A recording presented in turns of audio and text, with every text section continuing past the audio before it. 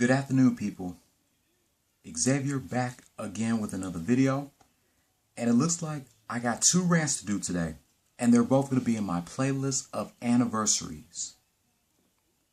One about a wrestling pay-per-view that aired on this day 20 years ago, and a hip-hop artist from the group The Lost Boys who was shot and killed on this day 20 years ago. My first rant is going to be about a wrestling pay-per-view that aired on this day 20 years ago. And this was during my favorite era and the best in pro wrestling history, the Attitude Era. And that wrestling pay-per-view is Wrestlemania 15. March 28th, 1999, Wrestlemania 15 aired on pay-per-view. The 15th Wrestlemania pay-per-view, produced it by the World Wrestling Entertainment, back when it was known as the World Wrestling Federation. And this pay-per-view mainly focuses on the main event, my two favorites, Stone Cold Steve Austin versus The Rock in a no DQ match for the World Wrestling Federation title. They also have other matches like The Undertaker versus the Big Boss Man in a Hell in a Cell match, Shane McMahon versus X-Pac for the World Wrestling Federation European Championship, and Butterbean versus Bart Gunn. This was also the final WWF appearance for Gorilla Monsoon, who passed away in October of that year. So without wasting any more time, let's get right into the first match of WrestleMania 15. I can't believe it's been 20 years since WrestleMania 15. I want you to compare WrestleMania 35 to WrestleMania 15 and see what you get. I'm not sure how many matches WrestleMania 35 is going to have, but it's not going to be compared to the matches we had at WrestleMania 15. We had 12 matches of WrestleMania 15. Two of them were aired during the pre-show on Sunday Night Heat on the USA Network. Jacqueline versus Ivory and the Battle Royal determined who will be the number one contender for the WWF Tag Team Championship. So Jacqueline won her match against Ivory after a back suplex. And after the match, Terry Runnels burned her cigar into Ivory's cheek. Then the second match that aired on Sunday Night Heat was a 20-man battle royal who will be determined who will be the number one contender for the tag team titles. D'Lo Brown and Tess won the battle royal. So now we get to the first match of WrestleMania 15. A triple threat match for the World Wrestling Federation Hardcore Championship. Badass Billy Gunn of the New Age Outlaws versus Al Snow versus Hardcore Holly. And like I mentioned in my Attitude Era rant, the Hardcore Championship is a championship match where anything goes. No countouts, no disqualifications. So the winner of that match was Hardcore Holly after striking Billy Gunn with a weapon, quickly covering Al Snow to steal his second WWF Hardcore Championship reign. Then the next match of WrestleMania 15 was D'Lo Brown and the late Tess versus Jeff Jarrett and the late Owen Hart for the World Wrestling Federation Tag Team Championship. Of course, Stone Cold Steve Austin's ex-wife Deborah was by Owen Hart and Jeff Jarrett's side, while Ivory was by Tess and D'Lo Brown's side.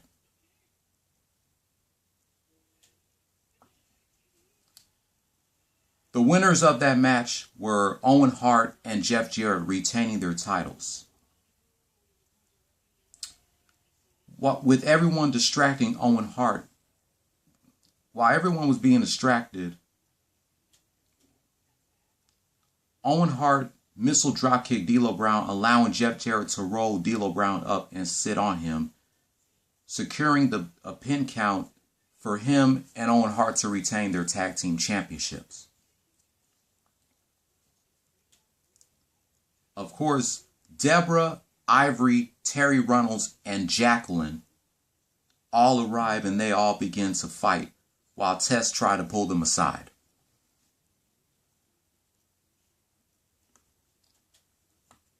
Next match was Butterbean versus Bart Gunn. And how did that match end? Butterbean knocked out Bart Gunn in 34 seconds. That was the shortest match at WrestleMania 15. Next match, Mankind versus The Big Show. Determine who will be the special guest referee for The Rock versus Stone Cold Steve Austin match.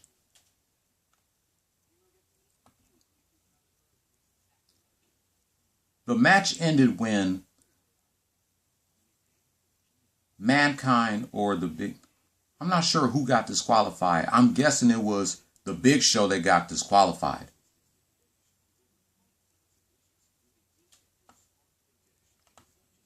Yeah, it says Mankind defeated The Big Show by disqualification. So Mankind was the special guest referee for The Rock versus Stone Cold Steve Austin match.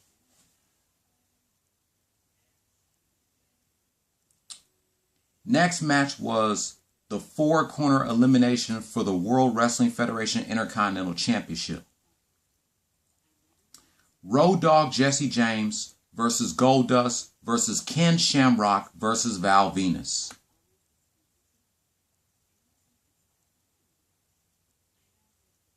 Let me see how that match ended.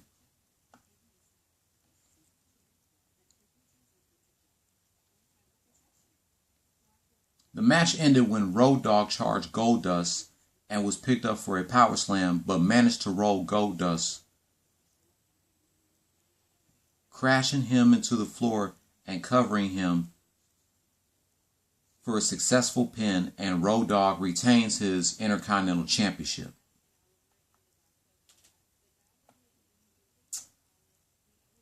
I believe I wanted Road Dogg to win that match, and I'm glad he won.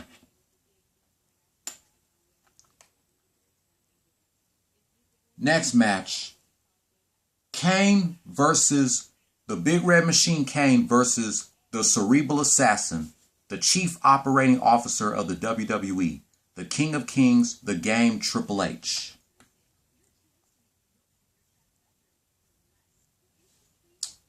Let me see how that match ended.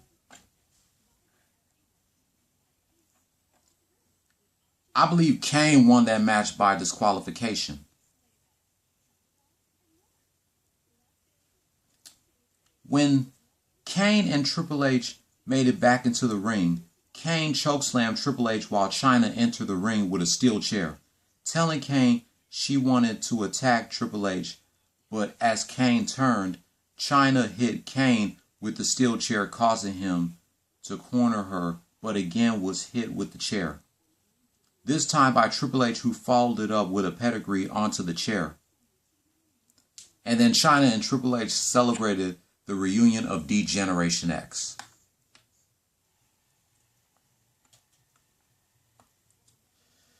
Next match, Tori versus Sable for the World Wrestling Federation Women's Championship.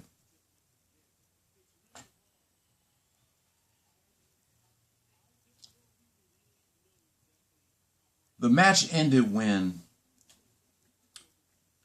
I believe Tori tried to perform her own powerbomb. A muscle woman identified as Nicole Bass came into the ring to gorilla press slam Tori. Then this allows Sable to hit Tori with the Sable Bomb, and then Sable wins the match to retain her World Wrestling Federation Women's Championship.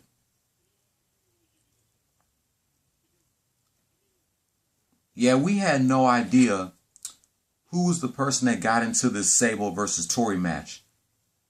It was later identified as Nicole Bass.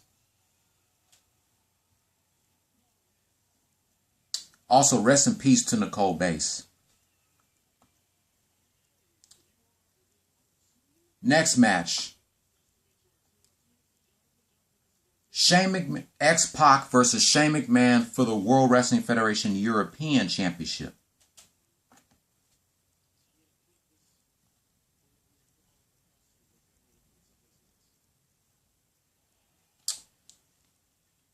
So the match ended when Chyna distracted the referee to allow Triple H to pedigree X-Pac and cover him with Shane McMahon.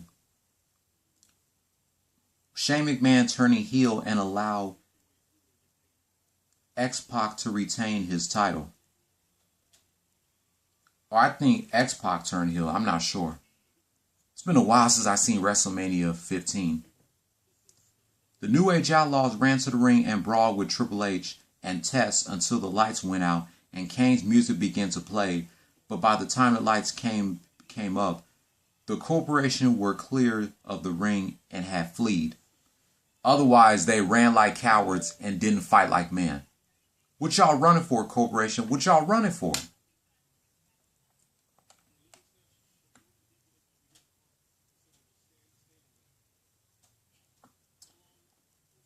So now we get to the two main events. The first main event was, of course, The Undertaker versus the Big Boss Man in a Hell in a Cell match.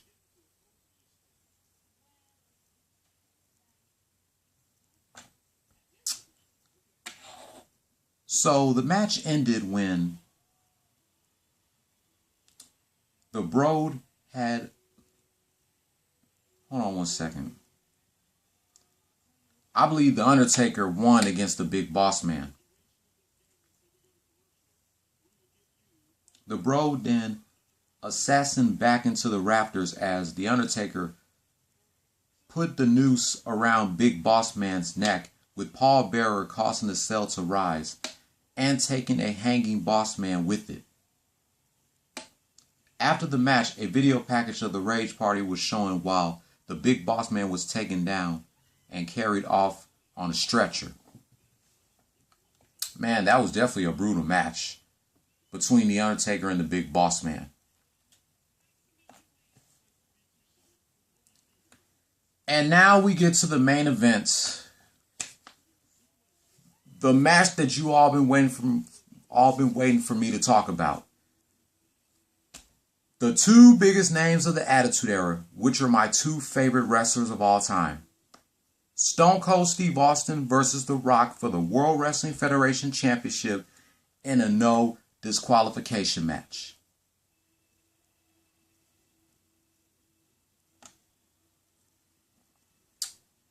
So the match mainly began when The Rock and Stone Cold were insulting each other before Stone Cold threw the first punch.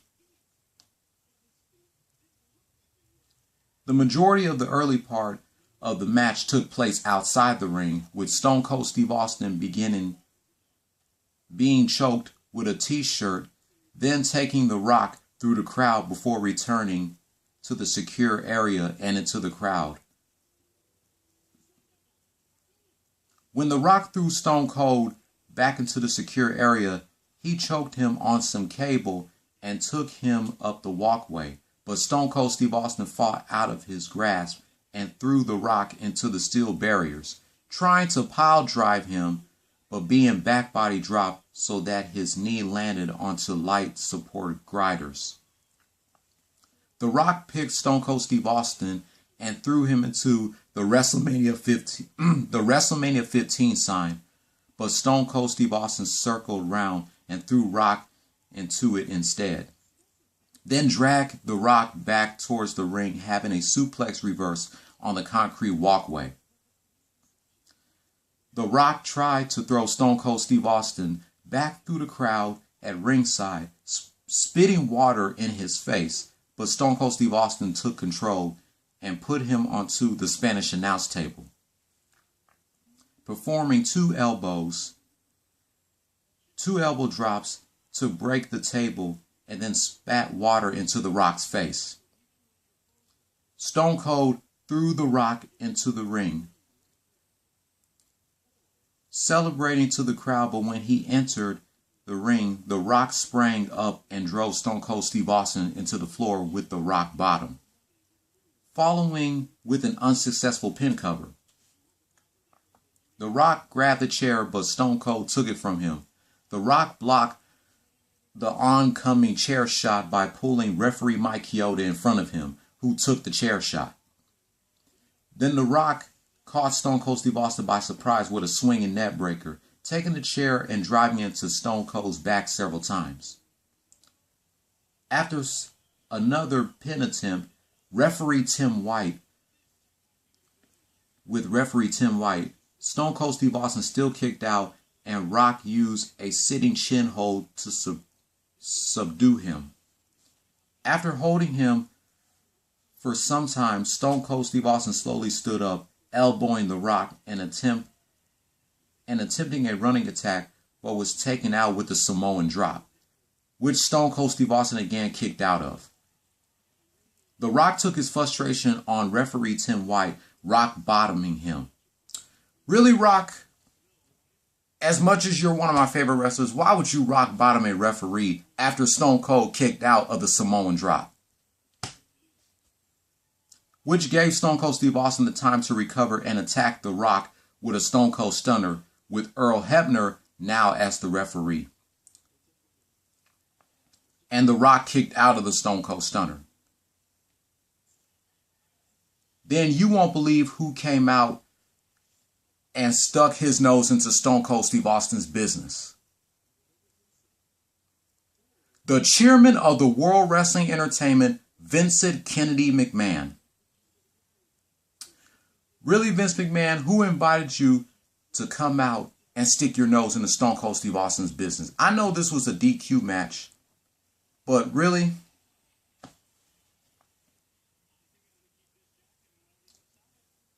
And what happened after that? Vince McMahon came out to the ring distracting Stone Cold while The Rock low-blowed him.